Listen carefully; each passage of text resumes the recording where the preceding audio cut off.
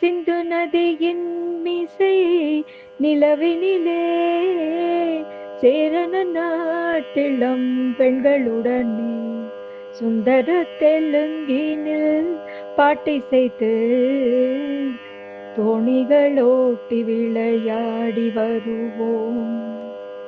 கங்கை நதி புறத்து கோதுமை பண்டம் காவிரி வெற்றிலைக்கு மாறு கொள்வோம்.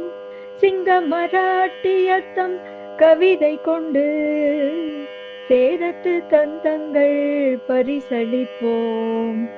சுந்தர தெலுங்கினில் பாட்டிசைத்து தோணிகளோட்டி விளையாடி வருவோம். சிங்கள தீவினிற்கோர் பாலம் அமைப்போம்.